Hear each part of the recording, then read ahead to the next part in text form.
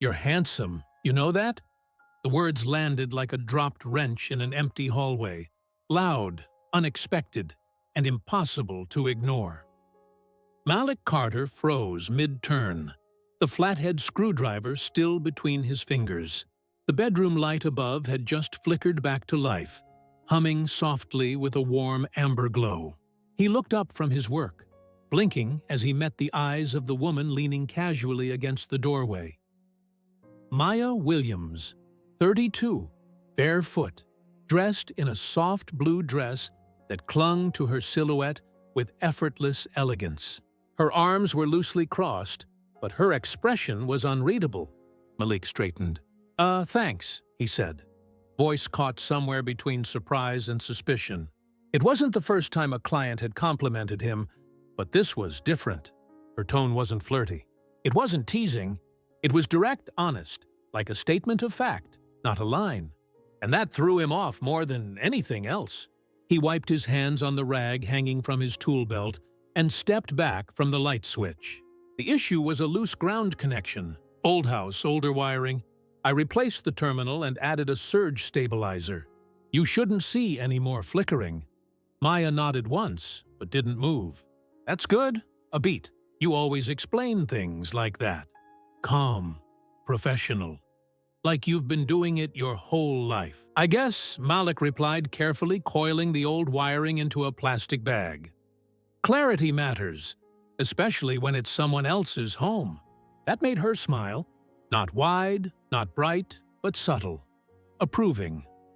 The silence that followed wasn't awkward, but thick with something unnamed.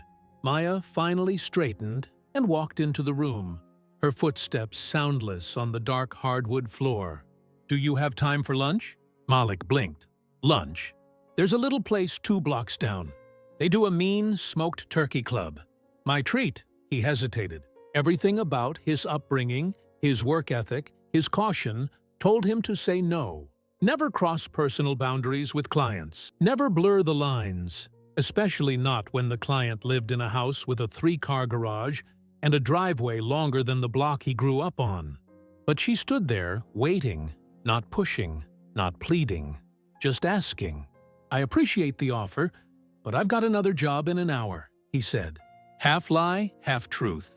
His next job wasn't urgent, but his discomfort was. Maya tilted her head, studying him, not with judgment, but curiosity. Another time, then maybe. She extended a hand, surprising him again. Thanks for the fix, Malik. He shook it. Her palm was warm, her grip firm, not the delicate socialite handshake he expected. As he packed up his kit and walked out of the room, he felt her eyes on his back. Not in a predatory way, not even flirtatious, just observant, present, like someone watching a documentary and seeing something real for the first time. Malik's truck coughed to life, the AC groaning under the North Carolina sun. He pulled away from the mansion and the name Williams still echoing in his head like a brand. As he merged onto Providence Road, he caught himself glancing at the rearview mirror. He didn't know why.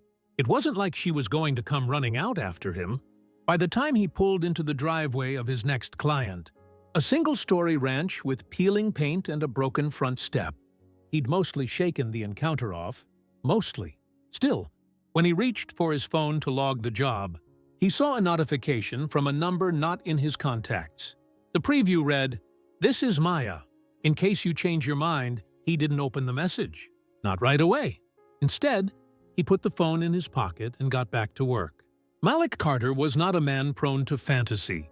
Raised by a single mother who worked 2 jobs and still managed to teach him how to solder copper piping by age 10, he believed in reality, in showing up early, in double-checking the voltage, in doing things right the first time. His hands were steady, his mind focused, and his heart, well, his heart stayed out of the way. But something about Maya's voice, her unguarded gaze, the way she'd said those 5 words so plainly, it cracked something. A hairline fracture in the shell he wore every day.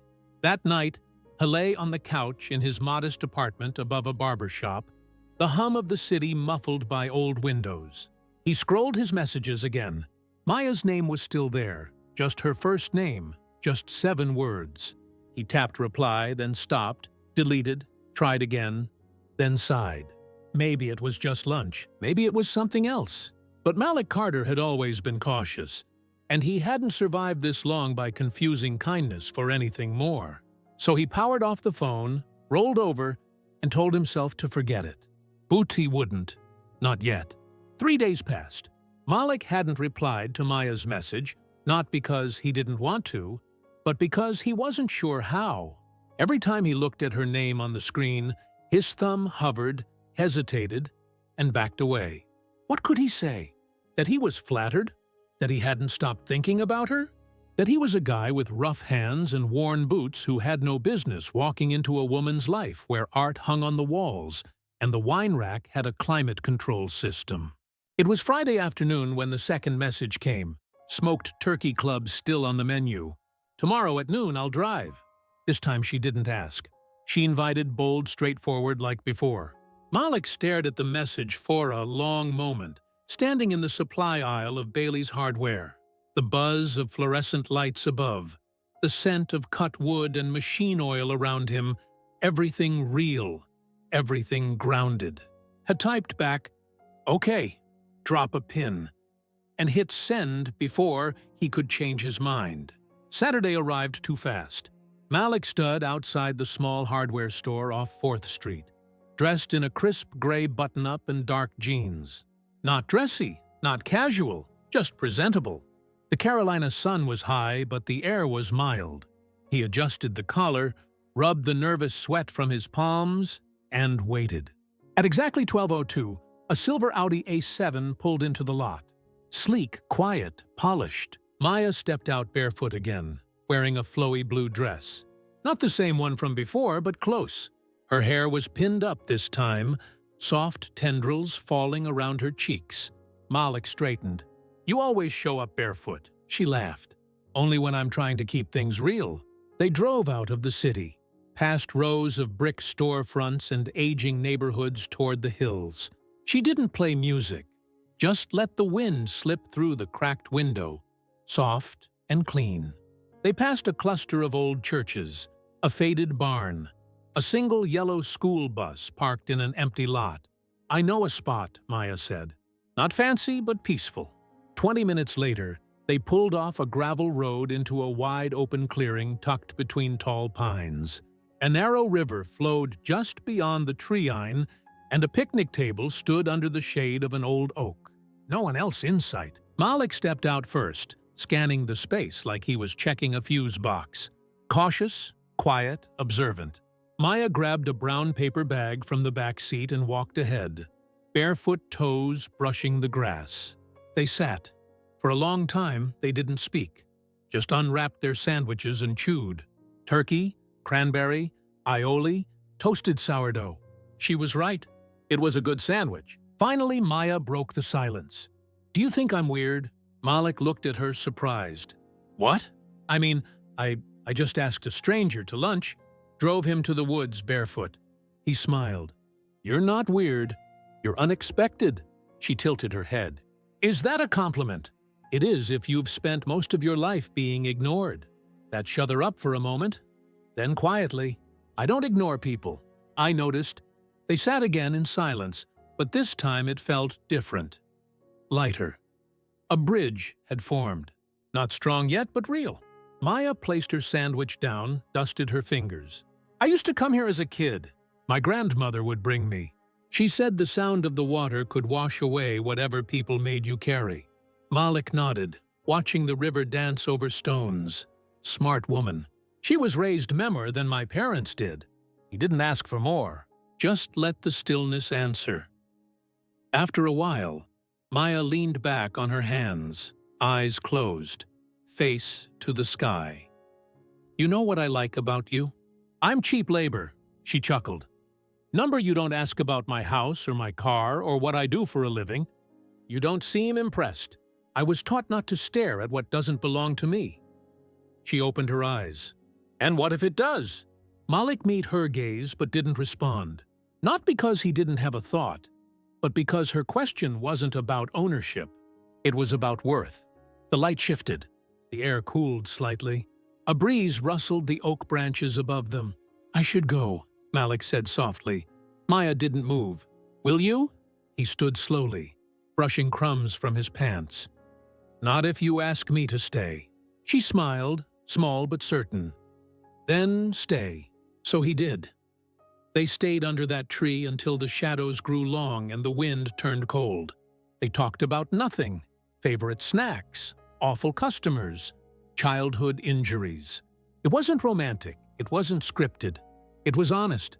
And for a man who'd spent most of his adult life hiding behind schedules, tools, and caution, it felt like the beginning of something he didn't know he needed. That night, Malik didn't go home right away. He drove aimlessly for a while, past the diner his mother used to clean, past the corner where he got jumped at 15, past the high school where no one remembered his name. Then eventually he pulled into the tiny lot behind his apartment and turned off the engine. His phone buzzed. "Maya, next time you bring the sandwiches." He smiled to himself just a little, and for the first time in a long while, Malik Carter let himself hope. The following week moved like thick molasses. Malik filled it with work, outlet replacements, breaker resets. One whole day spent rewiring a ranch house in Monroe. But even the busiest schedule couldn't silence the echo of Maya's voice in his mind. "You don't seem impressed. And what if it does?" Here played that line more than he cared to admit. Not because of the words themselves, but because of how she said them. Calm, challenging, like someone who was used to being seen through, not seen. Wednesday afternoon, while replacing a faulty junction box in a duplex downtown, his phone buzzed in his back pocket. He wiped sweat from his forehead and checked it. "Maya, you free Friday night?" His reply came quicker than expected. "What's the plan, Maya? Dinner? My place. Nothing fancy, Malik. Should I bring tools or wine? Maya, just bring yourself and maybe don't wear the boots." He smirked. Too late. They were already on. Friday came, and with it the nerves. Malik stood in front of her front door. Same sleek wood panel, same brushed nickel handle. But this time, it didn't feel like a job. This time, he wasn't there to fix something. He rang the bell. The door opened slowly, and there she was.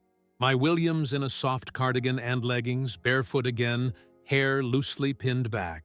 No makeup, no designer shine, just her. "Hey," she said. "Evening," Malik answered, holding up a modest brown bag. "I brought some honey cornbread, store-bought, but I warmed it. That's the most southern thing I've heard all week. Come in." The houses smelled like roasted rosemary and garlic. Warmth, not wealth. Malik stepped inside and followed her into the kitchen. 2 plates were already set at the island, candles lit. A soft R&B playlist played low in the background. "I hope you like salmon," she said, setting down a tray with glazed fillets and roasted vegetables. "Teeter, I like food that someone else cooks, so yes." They ate slowly, talked freely. Work, childhood, funny neighbors, worst dates. Malik told her about the time he got stuck under a crawl space for 3 hours in July. She laughed so hard she choked on a piece of asparagus. At one point, she leaned her elbow on the counter, chin resting on her palm. "You have a quiet way of being loud." Malik raised a brow. "That a compliment? It is. You don't force presence, you just have it." He didn't know what to say to that, so he said nothing. But something in his chest stirred. After dinner, they moved to the living room. Maya curled into the corner of her oversized couch. Malik sat at the other end, unsure of the rules, unsure if there even were any. She looked over. "You don't need to be polite. I wasn't raised to slouch in a woman's house." She rolled her eyes. "You're allowed to be comfortable, especially here." That's when it shifted. For the first time, the space between them didn't feel like air. It felt like gravity. So she said, breaking the moment gently, "You ever wonder what people say about us? Us? You? Me? This?" She gestured around the room, vague but loaded. Malik exhaled slowly, probably a lot. Probably none of it good. Maya nodded, looking toward the window. My world's loud, not just in volume, but in noise, appearances, impressions, expectations. You don't just walk through it unnoticed. I don't aim to, Malik said, but I also don't ask for permission. She looked back at him. That's what scares them. He held her gaze. What about you? I don't scare easy. Later that night, she walked him to the door. There was no kiss, no lingering touch, just a quiet moment shared beneath the porch light. Thanks for coming, she said. Thanks for the food. As he stepped down the front steps, she added, You still owe me sandwiches. He glanced over his shoulder. Next time, I'll even toast them. She smiled, then slowly closed the door behind her. The next morning, Malik sat at a small diner near his apartment. A few regulars nodded as he walked in. He took a seat by the window, ordered black coffee and grits, and opened his phone. The screen lit up with a photo Maya had sent. It was a blurry image of a sandwich drawn in crayon, childlike and ridiculous. The caption read, Visual inspiration. Get it right. He laughed into his coffee, but as the waitress poured him a refill, a man at the booth behind him whispered a little too loudly, Isn't that the guy with the rich white woman on Instagram? Malik stiffened. Another voice, a chuckle. He's just her project. He didn't turn around, didn't say a word, but he felt it. The shift, the invisible line, the reminder that not everyone was clapping for them. Hes slid his phone back into his pocket and stared out the window, suddenly unsure if the warmth he felt last night could survive the chill waiting outside.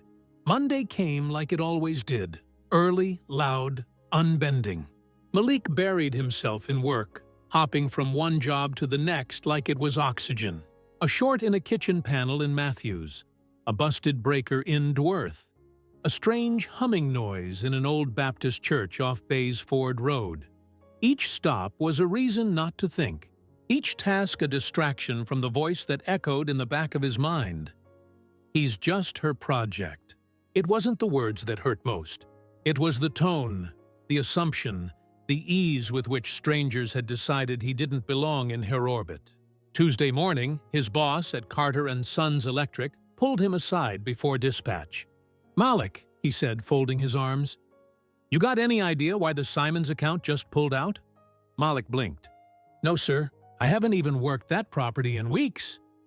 Yeah. Well, they said something about public image. Said they saw something online.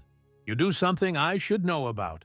The question wasn't cruel, just cautious. But it still cut. No, Malik said, jaw tightening. I haven't done anything but my job. The boss nodded. All right then, let's keep it that way. That night, Malik didn't sleep. He sat on the edge of his bed, phone in hand, thumb hovering over Mia's contact. He could tell her about the account, about the comments, about the weight creeping back into his chest. But he didn't. Not yet. Wednesday evening, Maya called him first. You free? She asked, her voice low but warm. Define free. I'm standing in my driveway with 2 milkshakes and no one to share them with. He smiled despite himself. You bought 2 on purpose, didn't you? No comment. Come over. Be there in 15. When he arrived, she was sitting on the front steps, legs tucked under her, sipping from a paper cup with whipped cream on top. She handed him the other chocolate peanut butter. She said, Figured you for a classic. He sat beside her, accepting the cup. You were right. They drank in silence for a few minutes, listening to the wind whistle through the trees lining her yard. But then Maya shifted. I need to toast you something, she said, not looking at him. Malik nodded slowly. Okay. Did someone say something to you? He hesitated. Why? Because something shifted. You're still here, but part of you is pulled back. Hestered at the milkshake in his hands.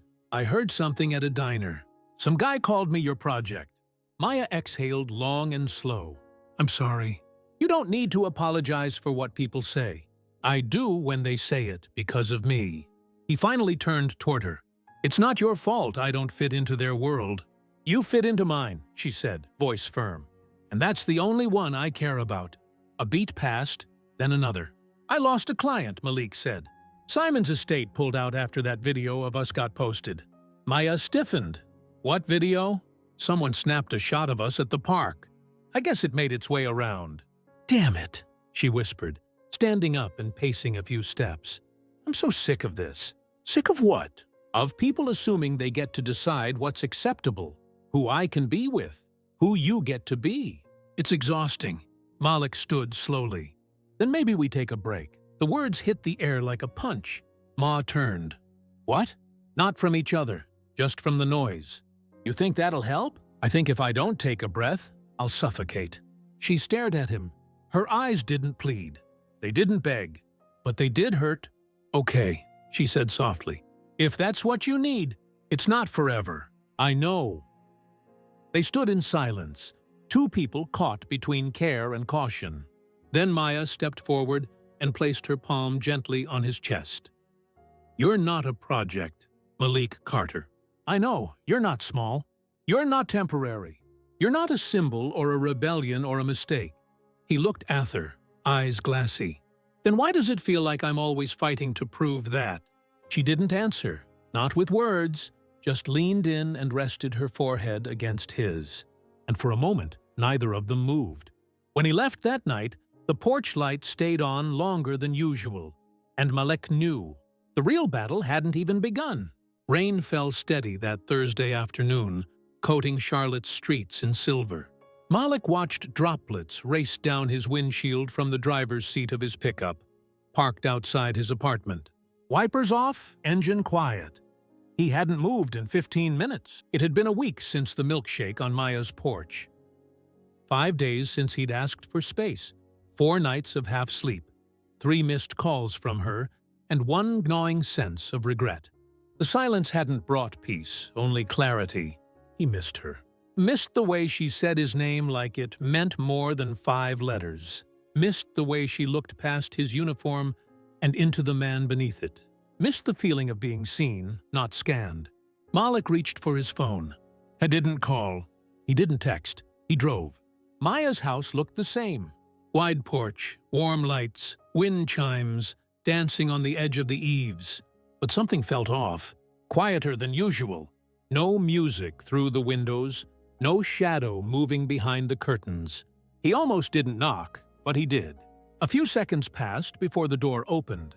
Maya stood there in an oversized hoodie, sleeves pushed to her elbows, a paint smudge on her wrist. No surprise in her face, just something softer, worn, resigned. Hey, he said. Hey, I was in the area. She lifted an eyebrow. You came from 4th Street. He smiled sheepishly. Okay, he lied. I wasn't. She stepped aside. You coming in or just measuring humidity? Inside, the scent of acrylic and coffee filled the air. Canvases leaned against the wall. One sat on the easel, half-finish. A storm in blues and charcoal, like the sea swallowing a city. Yours? Malik asked, nodding toward it. Therapy? He walked closer. You ever plan to show these? Number? They're not for anyone but me. Malik studied the strokes. Aggressive, chaotic, honest. They look like they've been waiting a long time to exist. Maya didn't respond. Instead, she sat on the floor beside the window, hugging her knees. When I was 14, a teacher told me I had talent, then told me not to waste it on urban angst. That was her word. Urban Malik sat opposite her. I had a guidance counselor tell me to aim for electrician because college might frustrate me. They both laughed, but it was hollow. I didn't come here to dredge up the past, Malik said quietly. Then why did you come? He hesitated. Because I don't want to be a man who walks away when things get hard. And because I realized this isn't noise. Maya tilted her head. Then what is it? It's real and rare and terrifying. A pause. Then she whispered, Same. They sat for a while in the dim light, the city's rain tapping gently against the windows. Finally, Maya said, There's something I should show you. She walked over to the bookshelf, pulled out a slim folder, and handed it to him. Inside was a stack of printouts, screenshots, mostly social media comments, blog posts. A few of them had photos of Malik and Maya at the park. Others were cropped images of him outside her house. He flipped through them slowly. Some were mocking, others were cruel, all were invasive. "I didn't want to show you earlier," she said. "You were already carrying enough." Malik closed the folder. "How long has this been happening?" "Since the park. Someone at that party we went to recognized you." The rest spiraled. His jaw clenched. "They know where you live." She nodded. "I had the cameras upgraded. Security companies on call. You should have told me. I didn't want to scare you off." "You think I scare easy?" She gave him a look. "You asked for space, Malik. I thought you were gone." He exhaled, staring down at his hands. "I thought space would protect us. But all it did was make me realize there's no safe distance from them." "No," Maya agreed. "But there is strength in being close." He looked at her, eyes steady. "I'm here, and I'm not hiding." She moved closer, sat beside him, their knees brushing. "I can't promise it'll get easier," she said. "I don't want easier. I want truth. And what do you want it to look like?" He thought for a moment. "I want to build something with me, with us." She reached out, fingers intertwining with his. "Then let's start now." That night, they sat side by side on the couch watching the storm outside. No music, no wine, just silence. Shared, not suffered. Maya rested her head on his shoulder. "You know, I've been called many things, like too bold, too cold, too much." He kissed her temple. They missed the bestone. "What's that?" "Yours," she smiled. Soft, certain, and in that small room lit by nothing but the hum of street lamps and the echo of their honesty. The line between fear and courage blurred and vanished.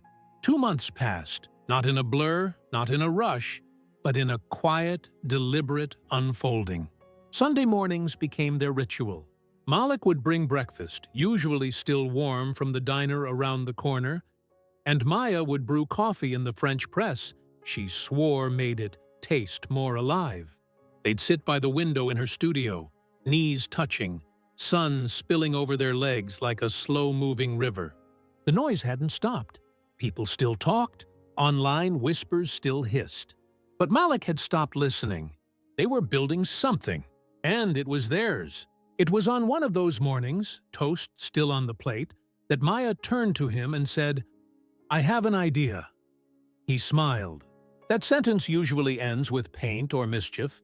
This time it ends with both, sort of. She pulled out a tablet and handed it to him. On the screen was a mock-up of a website, Carter Works. A logo with a simple bolt and fist icon, tagline beneath it. Built with hands driven by heart. Malik blinked. "Is this real?" "I've been working on it in my spare time. Branding, copy, visuals. You said you wanted to go independent, so I made a blueprint." He looked at her, stunned. "You did all this? Every color, every word, even picked fonts. You're a Georgia man. Trust me." He was quiet for a long beat. "Why?" Maya leaned forward, resting her elbows on her knees. "Because when I see something good, I don't wait around for someone else to validate it. I invest." "You don't think it's too soon?" "Too soon for what?" "Your dream, your name on your own work." His chest tightened in a way that wasn't painful, just full. "What do you want from me?" he asked, not out of doubt, but honesty. She met his eyes. "I want to build something with you. Not for you, not around you. With you." By the end of the week, Malik had filed for a business license. Maya helped him design flyers. They printed the first batch together, ATA local print shop. On Saturday, they walked through neighborhoods, taping them to light poles and dropping them into mailboxes. One older man with a cane squinted at the flyer and said, "You, Carter?" "I am," the man nodded. "Good hands matter. My son hired some tech who couldn't tell a wire from spaghetti. I'll call you." Malik grinned all the way down the block. But nothing in life moves without resistance. The resistance came the following Friday ATA house in South Charlotte. A large colonial home with ivy-wrapped pillars. The job was simple. Assess a faulty circuit in the master bath. Malik rang the bell. A woman answered, sharp suit, perfectly pressed. She glanced at him, then at his uniform. "You're from the new company, Carter Works." "Yes, ma'am. Malik Carter." She narrowed her eyes. You were on that blog with Maya Williams. Malik didn't answer. She crossed her arms. She's a friend of my husband's firm. Do you really think this little stunt of yours will last? His voice was steady. I think honest work lasts longer than gossip. She let him in, but made a phone call within earshot. Malik could hear her. Yes, he's here. I told you she's playing some kind of game. He didn't flinch.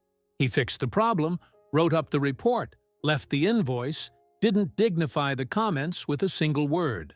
Back in his truck, he sat with the windows down, letting the spring wind cool his face. His phone buzzed. Maya, lunch at the shop.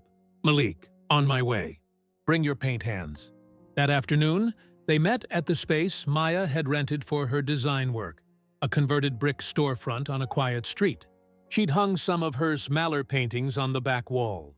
The front counter had 2 stools and a chalkboard menu that still read closed softly in cursive.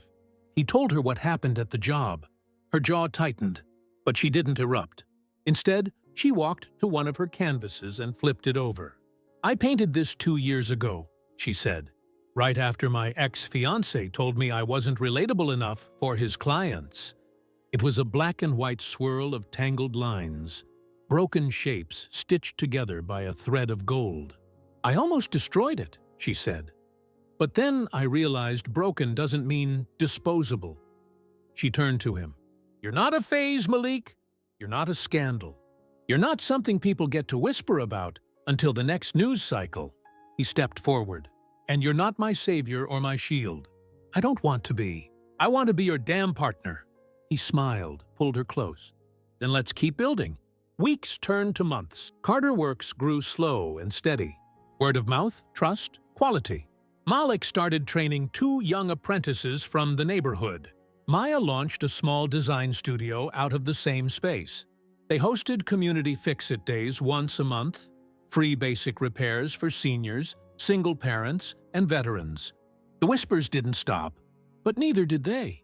They'd built something, not just a business, a bridge, a blueprint, a quiet rebellion against everything that said they couldn't. And every time Malik walked past the old bench in her studio, the one she never painted over, he remembered what she said that first night. You're not small, you're not temporary. And every time she saw him work with hands that healed wires, with a heart that never asked for more than honesty, she knew he had always been enough. Not because he fit, but because he stood. It started with a phone call Malik didn't expect. Monday morning, the sun hadn't even broken the skyline when his phone lit up with a number from an unfamiliar area code. He almost ignored it, but instinct whispered otherwise. Mr. Carter? A woman's voice asked. Speaking, this is Angela Morton. I'm the estate manager for the Hale family. We're reaching out for an urgent repair on one of their properties in Myers Park. Are you available for a consultation today? Malik sat up straighter. The Hale family was old money, the kind of name whispered in real estate offices and inked into foundation plaques. I can be there by 11. Thank you. The address is on your screen. When the call ended, Malik stared at the text. Something about it didn't sit right. But business was business, and Carter Works wasn't in a position to say no to legacy clients. At 10:55 a.m., he pulled into the long-gated drive. The house was every bit as grand as its reputation. White columns, terrace lawn, and a garage bigger than most apartments. A woman in her early 60s met him at the door, dressed in a pale gray suit and pearls. Thank you for coming, she said briskly. The issue is in the upstairs sunroom. The chandelier shorts out whenever it rains. We've had 3 texts look at it. No one solved it. I'll do my best, ma'am. He followed her upstairs, toolkit in hand, boots silent on polished oak. The chandelier was antique, French wiring, delicate housing. He worked in silence for a while, inspecting the lines, testing voltage, tracing faults. He didn't notice the voice behind him until it spoke. Well, this is unexpected. Malik turned. Standing in the doorway was Stephen Grayson, partner at Langford Grayson Law, board member at the City Historical Council, and Maya Williams's ex-fiancé. They stared at each other for a long, breathless moment. Didn't realize you moonlighted as an electrician, Grayson said coolly. I own the business, Malik replied, tone even. Grayson stepped into the room, arms crossed. Maya has always had a taste for unconventional projects. Malik didn't move, didn't blink. I'm not her project. No. Then what are you? Her way of playing rebellion. A message to her father. You're temporary, Carter. You know that, right?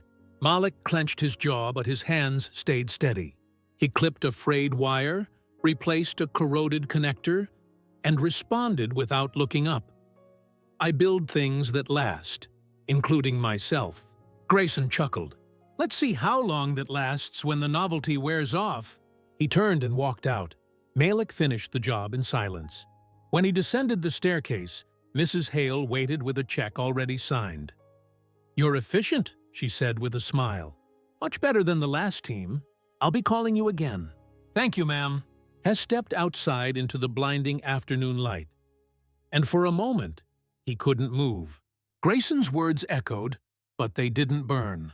They didn't shake him like they might have a year ago, but they did ignite something. Resolve. That night, Maya found him in the studio staring at one of her newer canvases. Stark black strokes on a red wash. You okay? She asked. He turned to her slowly. Grayson was at the Hale house. Her eyes narrowed. What did he say? Enough. Maya crossed her arms. You want me to handle it? No, Malik said. But I do want to ask you something. She waited. If it ever came down to your world and mine, what would you choose? She didn't answer immediately. Walked toward the bench, sat, thought. I don't believe I should have to choose, but if the line is drawn, if they make it clear, I will burn that line to the ground. Malik stepped closer. They already drew it. Then let's start building on the ashes. 2 days later, Maya sent an open letter to the Charlotte Ledger, a respected publication that often featured editorials from leaders, creatives, and activists. Her letter was titled, When We Love Outside the Lines. She didn't name names, but she didn't have to. The message was loud, deliberate, and devastating. Some will see what I've built with Malik Carter as rebellion. But rebellion implies destruction. What we're doing is construction of equity, of presence, of partnership. And if that makes people uncomfortable, then perhaps they should ask themselves why. By noon, the article had been shared over 2,000 times. Malik didn't post about it, didn't comment, but his inbox began to fill with support, with inquiries, with opportunity. One message stood out from Angela Morton. Subject: The Hales would like to cancel future services with Carter Works. No explanation, he simply replied. Noted. Thank you. Then he turned to Maya, who sat at the workbench, brushing color into a new canvas. We just lost a client. She looked up, unbothered. We'll gain 10 more. That night, as they stood on the rooftop of the studio building, overlooking the city they were reshaping, with every choice, Malik took her hand. You know what Grayson said? What? That I'm temporary. She leaned into him. Then let's outlast him. Spring rolled in fast and mean. Rain lashed at the city for 5 straight days, flooding low streets and knocking out power across East Charlotte. Malik barely had time to sleep. He was booking back-to-back emergency calls. Seniors with no lights, single moms with fridges on the blink, apartment managers begging for panel resets. Each day he worked until his back ached, and his boots steamed from soaked carpet and crawl spaces. But on the 6th day, the storm hit him. It started with a message from Devon, one of his apprentices. Hey boss, you see the article? Malik frowned. What article? Then his phone buzzed again, this time from 3 different numbers, all the same headline. Community hero or social climber. The rise of Carter Works under the wing of Maya Williams, published by a known conservative local blog. The piece was a smear job. It pulled old photos from Malik's first jobs, twisted quotes from Mia's letter, and painted their story as a strategy. Him chasing wealth, her flaunting wokeness. They even included a grainy photo of him at a job site beside an elderly black woman with the caption, Marketing or Manipulation. Malik's stomach twisted. He didn't even finish the article, just turned off his phone, grabbed his keys, and drove. Maya was in the back studio, paint on her cheek, wearing a hoodie she'd borrowed from him weeks ago. She saw his face and didn't ask what was wrong. She just said, "It's out, isn't it?" He nodded. "I'm sorry," she whispered. "You didn't write it, but I made it possible by putting us in the light." Malik ran both hands over his face, breathing hard. "They didn't come for us. They came for me. They turned everything we built into a punchline." "No," Maya said, standing up. They tried, but we're still standing. They're dragging your name through it now. I can survive that." He looked at her, pain etched behind his tired eyes. "But can we survive this?" Silence. And then? "Do you want to stop?" It wasn't a threat. It wasn't fear. It was pure naked permission. Malik sat on the bench beside her, elbows on knees. "I used to think I could outwork judgment, that if I was good enough, useful enough, they'd let me in the room. But I was wrong. They don't care what I fix. They only care what I represent." Maya sat beside him. "And what do you represent?" He looked at her. Disruption. A soft laugh escaped her lips. "Then you're not the only one." They sat like that, shoulder to shoulder, Storm still tapping at the windows until her phone buzzed. Maya glanced at the screen, then handed it to him. It was an email from a producer at NPR Charlotte. Subject line: "We'd love to interview you both." Malik stared at it. "You think this helps?" Maya said nothing, just smiled. The interview aired the following week, a 15-minute segment on resilience, partnership, and reimagining what success looks like. Malik spoke plainly, eyes steady, hands folded in his lap. "I'm not interested in being anyone's headline. I just want to build things that don't fall apart in storms. And I found someone who holds the same blueprint." When the host asked Maya what it meant to build with someone who didn't come from her world, she replied, "We build with what we have." He brought his hands. "I brought the room." The backlash didn't vanish, but the support poured in stronger. Church groups, local business owners, elderly clients who wrote handwritten notes. A woman who said her son listened to the interview and cried for the first time in a year. The blog tried to run a second piece, but no one shared it. The narrative had shifted because they didn't break, because they told their own story. One night, Malik stood on the same porch where Maya had once offered him a milkshake and a question. "You scared?" she asked. He looked out at the quiet street at the light glowing from their studio down the block. "Yeah," he said, then added, "but not of them anymore." She stepped beside him. "What then?" "Of how much I care about this. About you. About all of it."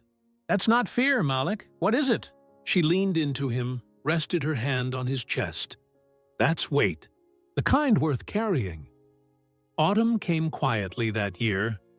No fireworks, no fanfare, just a soft thinning of the air, golden leaves gathering at curbs, and the kind of light that made everything look like it belonged in a memory. Business at Carter Works had grown, not by leaps, but by roots, slow, deep, and lasting.